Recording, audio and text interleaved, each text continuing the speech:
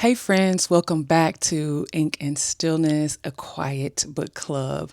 I'm Mika, and today, y'all, we are diving into a trilogy that pulled me into chaos, y'all, magic, a little self-discovery. Okay. But we're gonna talk about the Hell Academy, y'all. It's a series by Dreia Wells. Welcome, welcome. Grab your tea, come sit with me.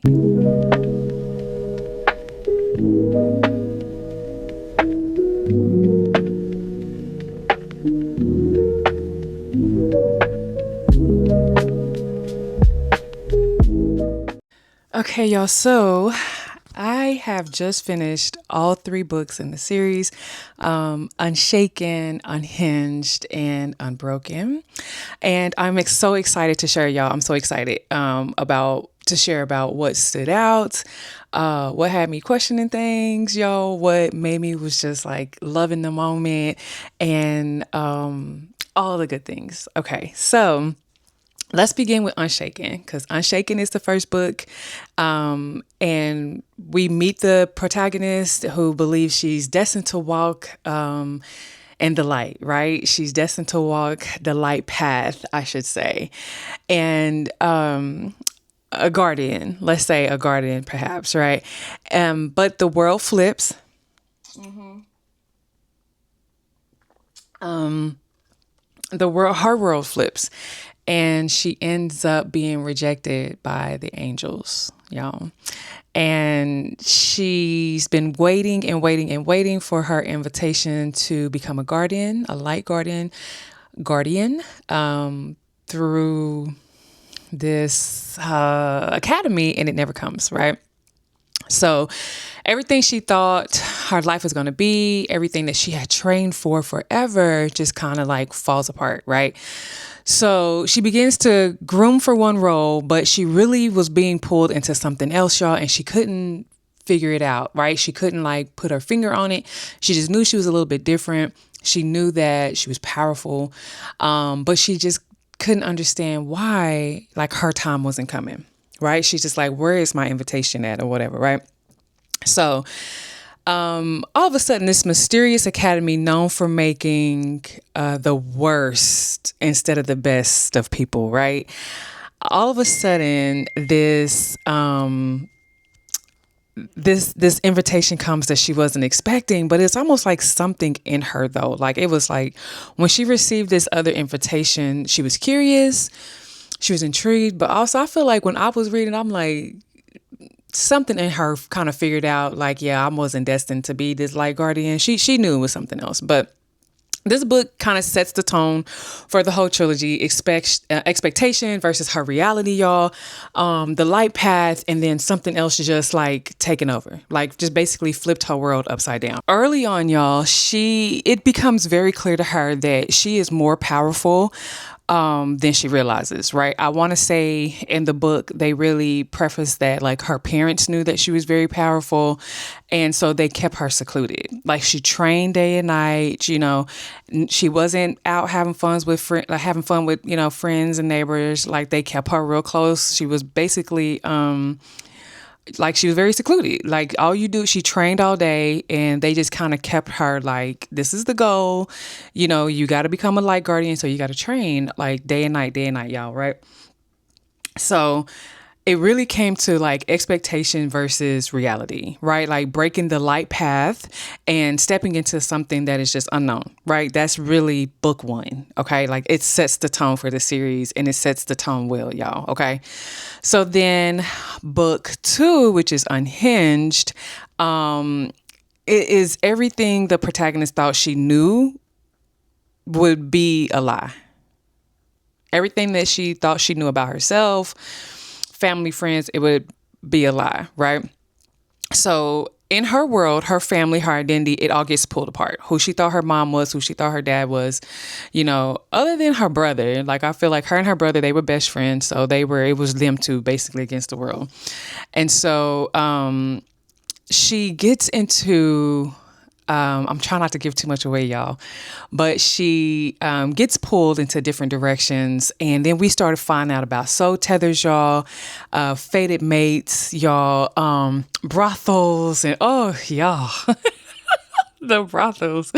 But she ended up getting pulled more into this Hell Academy. She ended up getting an invitation from Hell Academy, and it is just a whole nother world for her. Mentally, physically, y'all, it just kind of basically flipped her world upside down, right? So, of course, in Hell's Academy, y'all, it is treacherous. Okay. It's treacherous to say the least. Her enemies multiply. She becomes enemy number one in Hell's Academy. Baby, everybody after her. But for good reason. Like, y'all got to read the book. But to me, my take on this is it's the middle, right? Where stakes rise. She has to decide if she's going to fight or if she's going to give in. So she kind of battled with that a little bit. It's messy. It's chaotic, it's emotional, it's sexy, and it works. So book 3 in Hell's Academy is Unbroken. Finally, right? It's the last one, and it has me in a chokehold. Like, the whole series had me in a chokehold, but it's the climax of the series. It's the war. It's the transformation, y'all. It's that coming to, you know what I'm saying? So she's told that she must save the world. Okay. The board is set. War is about to erupt, right? And it's all on her shoulders. It's all relying on her. Like, basically the fate of the world is relying on her, right? And solely her. She didn't ask to be Hell's Academy or whatever this at Hell's Academy. She didn't ask to be who she was. And I don't want to give that out to you guys, because you got to read it if you haven't read it yet. If you have read it, you know what I'm talking about, right? But she didn't ask for that. She didn't ask to be a Nephilim. She didn't ask to be a witch. She didn't ask to be a warrior. None of that, right? But I can't tell y'all too much. And I get so excited y'all talking about it because it's such a good series, but I don't want to give it out. I don't want to make any spoilers if you guys haven't read it yet. But anyway, so this book, it wraps up the trilogy by not giving a simple everything's perfect, by not giving, it's just going to all work out, a happy ending per se. But it's showing what happens when you accept your power that's given to you, right? Your power and your responsibility. It shows what happens when you stand 10 toes down on the cards that you were dealt, and you know what I'm saying? Like, and you handle business. Like, even when you didn't ask for either one, right? You're like, I'm here. This is it. I gotta do what I gotta do. This is really what book 3 is about, right? So what holds the whole trilogy together for me, let's talk about it. So it's like the path that she thought she would take, this light path, right? I'm gonna be with the angels, I'm gonna be light guardian, versus what she ends up being. It just draws her even stronger. And that's how like, just because somebody or your family has a plan for you, right, doesn't necessarily mean that that's what you're destined for, right? Like, you could be destined for greatness and you're getting pulled to that, but because of family traditions and stuff like that, sometimes we don't follow through on what we're actually destined for, right? She grows into this power. And I'm looking because y'all have notes, because I wanted to make sure I went over everything with y'all. So if y'all see me go over here, I got a camera over here, I got notes. I want to make sure I'm checking everything off. She grows into her power, but she does it with knowing like who she becomes. Like I said before, like she learning through book 1, she's understanding through book 2, and then book 3, she's like, it's on, right? And so the academy gives structure, but it's like so much tension comes from the relationships that she gathered, the tetherings and the soulmates, y'all. Like I don't know how she did it all, but it's because of who she is. Like, she was made for it, But the stillness and all the chaos, which ties to my channel, is reading these books showed me that stillness doesn't always mean quiet. Stillness doesn't always mean serene or peaceful. It just means presence, right? And it means owning the mess and deciding that you won't run anymore. And that's exactly what she did. Like, and that's what stillness also means to me, which is hence the name of my channel, right? Like, it is, for me, a reader, the trilogy hits a place that I didn't really know needed to be hit.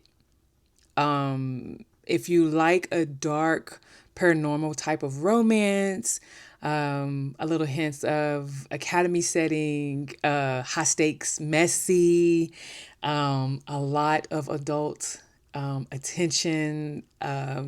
This trilogy kind of encompasses all of those things, y'all. When I'm telling you, I loved it. I couldn't get enough of it. And so, yeah, that's why we're talking about it today. Like, my first low-key review of a book had to be Hell's Academy, y'all. Like, I can't. I have to go with that first. If y'all seen the video before, y'all know that I'm part of a book club, and the first book that we had to read was the Delgado, what is it called? The Delgado family or something like that. But the first book in that series is Capone. And so I read all three of those, and I'm going to do a review on those. Well, I don't need to do a review on those because that's what our book club was just about. If y'all haven't watched it yet, go watch it. Loved it. Great book, great series. But there's several more after that I need to actually catch up on. But even with all of that, like, Hell Academy had to be the first.